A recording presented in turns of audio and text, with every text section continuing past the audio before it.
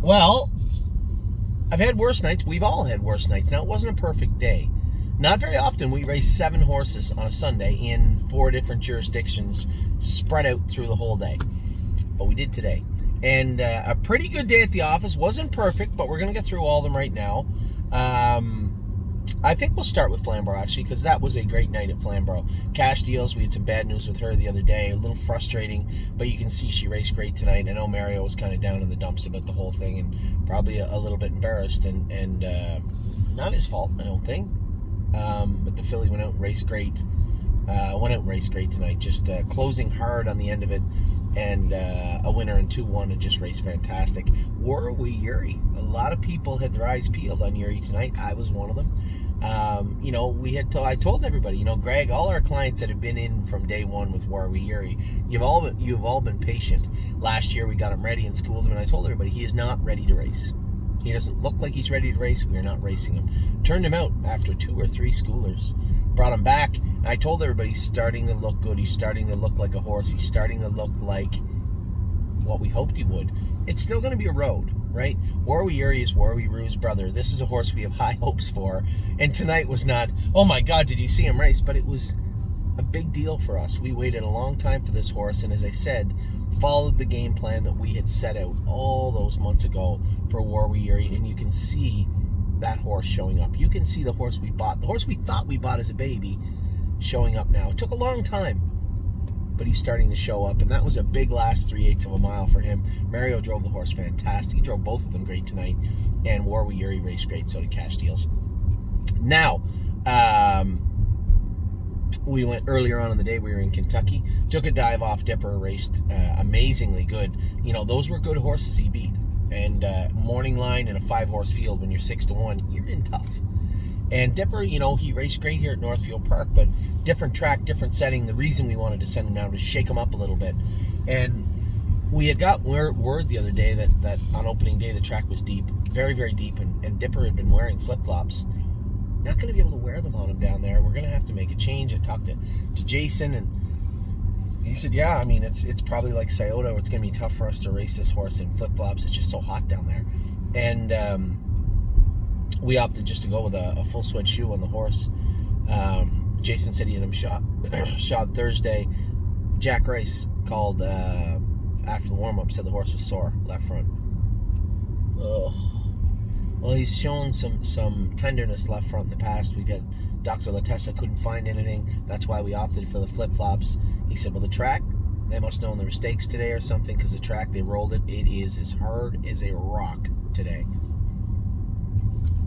I said, you don't have to be the lead investigator at the FBI to figure out what's going on. We took the flip-flops off. The track's as hard as a rock. It's a little off left front.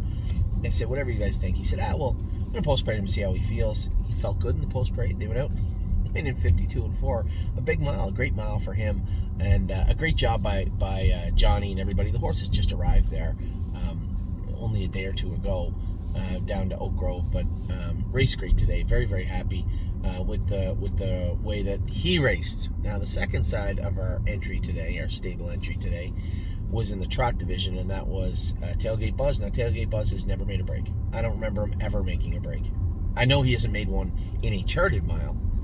I don't remember him ever making a break training down. He certainly didn't make one training down at 3.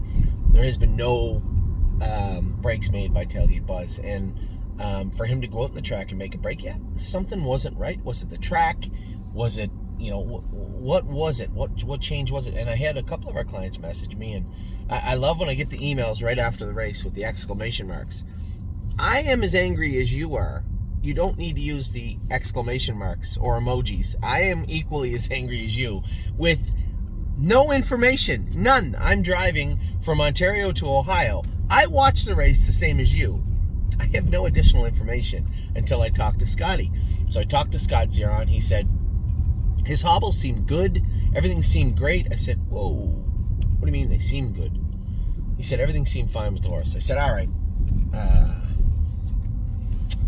You know what? I'm not going to dwell on it. The horse never makes a break, ever. He trained fantastic on Thursday. He was probably sitting on a mile very much similar to Austral Hanover tonight. What did he trot? 56, 55, and 4? He was sitting on a 56 mile as sure as I'm a foot tall. So for him to make a break off a half in 58 when he never, ever, ever, ever, ever, ever, ever makes a break, it wasn't lameness. For those of you that have messaged me and were looking for some sort of information on the horse after the race, I can assure you it wasn't lameness. I saw the same race you do. The horse wasn't lame. He left here sound. He went down there sound. He warmed up sound. He made a break. So the only change to the horse that I can report is the racetrack.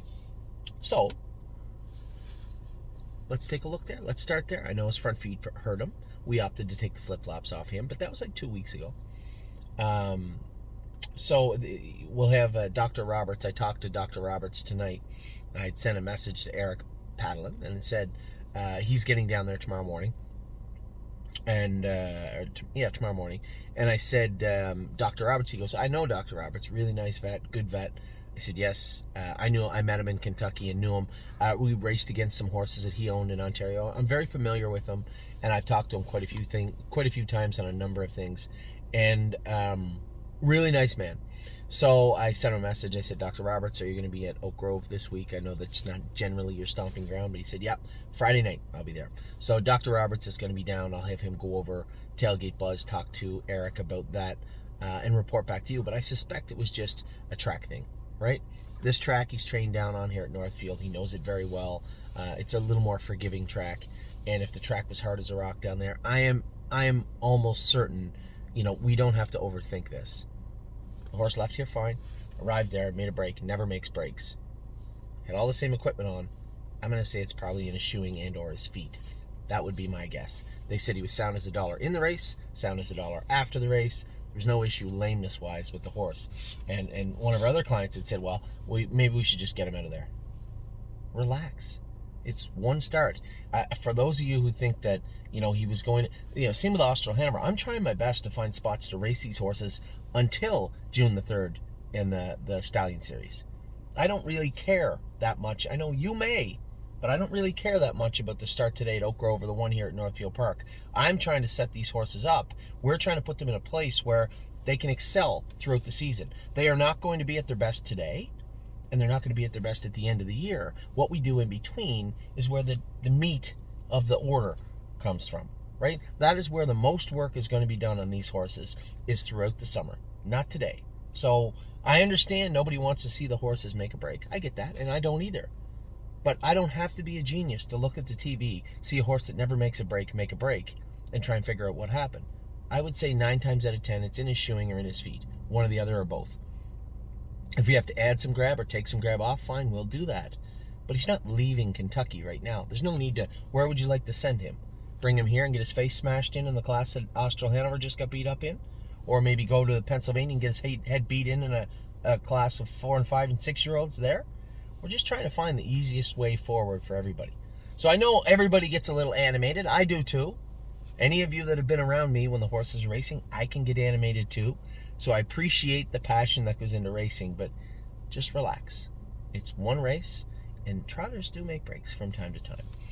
Now, that was Kentucky, so we're all on the same page. Great race from Dipper. We'll get to the bottom of Tailgate Buzz. Relax. Flamborough was great. Odds on Delray raced good tonight. Just got beat for second. And I know, Megan, everybody here loves horses. This is why we all get along, and this is why everybody loves the stable, especially if you're in it. It's because we all love the horses. And Megan is no different than you or I. Yes, she put the horse in for 25. Then she put the horse in for 24 because she'd like to find a spot where he could win and hopefully nobody claim him. And we both know what's going to happen. Somebody will likely claim the horse next week. It's not the end of the world. As I said to Megan, we have a lot of horses getting ready to move around. And that's the first wave. Then the 2-year-olds qualify, and they get ready to move. You know what I was impressed with the other day? I was talking to Scott Zarin, and I was kind of joking about it. I said, we get all these Pennsylvania, New York, New Jersey horses getting ready to go. You're going to have to come down here and scout them out for Megan. He goes, yeah, Megan and I'll come down. I'll qualify them with you. Really? Okay, cool. So hopefully Mark's talking to me by then. Still on the no talk, by the way. It's okay. Hopefully Mark's talking to me by then, and he can come down to and go with some of the horses because it's not that far away, right? We're almost to May. And you know what happens. May, a little bit of speed, change the gear, June 1st, bang, away we go. Especially for the horses going to Oak Grove, because they will be ready and qualified the first week of June. Now, punch the clock, and time is on my side. Horses that we have bigger plans for, we're going to see how they train through May, and if they are as good as we believe they are and hope they are, every indication so far that they are, we're going to start looking at different paths. Well, if things go this way, this is what we're going to try and do. If things go this way or this way, we're going to try and have a number of paths to go forward for those particular horses. So they won't be ready June 1st. They won't be ready to qualify. I would say, if you're gonna ask me and put me on the spot, Ohio Next Generation is July 1st. The first stake race is the second week in July after that, maybe the 10th or somewhere around there. So June 1st is not a necessity for the Ohio horses. New York, yes, you'll have Blanton's Blue and Ready, Really Don't Care will be qualifying the first week of June. Just to let you know. Now, Really Don't Care is staked a little heavier. Now, if she goes out and wows everybody in her qualifier and feels great, okay, let's relax. Now we'll make a different plan for her. Blanton's Blue, I'm pretty sure, will be New York Sire Stakes, and we'll let him do his work. He looks great right now also. So that's New York, that's Ohio. Pennsylvania, you have the PA All-Stars. First week of July, they start to rock in Pennsylvania. PA All-Stars, then the Sire Stakes, Stallion Series, so around the first week of July. So we'd like to have them ready first week, maybe second week in July. New Jersey. Now, a lot of our New Jersey horses are dual eligible. New Jersey is going to start, I believe, the first week in July also, right after Oak Grove. Now, if you're going to, again, put me on the spot right now, I would say Lover's Play will be qualifying the first week in June. Militant will be qualifying the first week in June.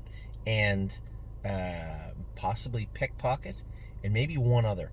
We can't take the PA horses down to Oak Grove because the Pennsylvania Sires, and now I remember, July the 4th is when it is, 3rd or 4th, because it is virtually 4 days after the final in Kentucky. So that makes no sense. So we will likely keep the PA horses away from Kentucky. The New Jersey horses will race in Kentucky, and then if they're good enough, we want to, we'll head to New Jersey. Lover's Play, it's not my plan to send her to New Jersey at all. She is going to stay in Kentucky for the whole summer. Somehow I get on a tangent. I don't want to talk about it anymore. So we had a good night at Flamborough. We had a good night, good day, 50% good day at Kentucky. Odds on Delray was great in Pennsylvania, and that left me right here. I raced Austral Hanover. He felt like he was played out. He was fighting with me the whole way. I warmed him up in a snake cord, and I didn't like how he felt in the snake cord. I should have left it on him. It's my error. We opted for a jawbreaker because he was hugging the left line a little bit. I should have just went through the motions and left the snake cord on him. He was really hot the whole way. And when I got him out in the last turn, though, I thought he was a winner. Thought he was gone. I want to get him scoped tomorrow, and I want to draw. We can't scope him tonight. There was nobody there. And I want to draw his blood. He just felt a little. Does he need a couple of starts? Maybe. It's possible. I want to make sure we didn't miss anything. I'll tell you what. Cindy has put 100 pounds on him, and he looks amazing right now. So Cindy has done a great job with him. The horse raced good. Tried about 55-4, 56 flat on a cool night. It was very, very cold tonight too, and raced good. Now Oakwood Cowboy. So Oakwood Cowboy can get a little rank on race night. You saw him maybe in the post parade. Jason jogged him with a snake cord and a closed bridle all week, and he was fine. So he warmed him up with the snake cord on. He said, "Ronnie, do you want to put the snake cord on?" He goes, "No, just take it off." And he said, "He'd be all right." He wasn't all right. He left with him out of the 8-hole, had to wrestle him into the 4-hole, came first up half in 53-4. Now, keep in mind, I'm not making fun of Ronnie because he's clearly a little grabby, that horse. But a 2-move race, first half in 53-4, out of the 8-hole, up a class. Tough spot to put old Cowboy in. He collared the leader around the last turn and ended up 7th or 8th. 52-2 they went. 52-1, 52-2. A lot for him. Now, the good news with Cowboy is he's pacing good, he's looking good, and there's lots of classes for him. Listen, I can take him right down to Oak Grove right now. Now that we know that Dipper can do in the Open, this guy can race in, probably race in the Open too, but he can definitely race in the non-winners of 7. The bad news is he was pulling up, making a noise. I'm not shocked. I think probably Ronnie shut his air off when he dropped him in the 4-hole. And it's not his fault. His job is to race the horse the best he can. That's, you got to play the hand you're dealt, as they say. And that is exactly how it played out. So, got him in the 4-hole, moved him again. Here's a horse that 2 moved a half in 53-4 and pulled up making a noise. So, not a bad race overall when you take in the negatives of what took place tonight. I think put the snake cord on him. And if Ronnie doesn't want to drive next week, that's fine. I would rather close him up, put the snake cord on him, race him accordingly, and keep in mind, I think this horse would love Oak Grove too. So if that non-winner is a 7 and the Open is going to fill, we'll call an audible. Atlas Hanover will plan to stay here now, and we'll send Oakwood Cowboy down to Oak Grove if we want. There's lots of options. I don't think, again, keep in mind, everybody, we don't have to make any decisions now, tonight. The race is over. We don't have to make the decisions before we go to bed. Sleep on it. Think about what took place, whether it be the break from Tailgate Buzz or whether it be Oakwood Cowboy getting parked or Austral being a little grabby. All of these things are fixable. All the horses will go to bed sound. We'll all wake up healthy, and we'll make decisions for them tomorrow. So, sorry I get off on a little bit of a 2-year-old tangent there, but I'm excited about it also, right? I'm excited about Crantini's going to qualify this week.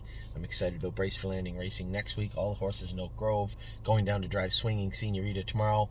It's an exciting time. Obviously, we all know there's a little bit of varnish come off this week from what took place with Cash Deals and the stuff going on with Jason. But for the most part, you know what? It's all background noise at this point. We're going to try and focus on the future. Going to try and focus on the paths ahead for all our horses and make sure that we don't miss any of them. So with that, I'm going to let you go. I hope you had a great day. We did have a good day overall. As a group, as an entire group, we had a great day. We had a win from Cash Deals, a third from Delray, a third from Warwi Yuri. We had a win in the Open at Oak Grove with Took a Dive Off Dipper. We had a fourth with Austral Hanover. Not a bad day. So with that, take care. The sun's going to come up tomorrow. We have more horses racing tomorrow. Good luck to everybody associated with the Swinging Senorita group. Big day tomorrow for us. Take care.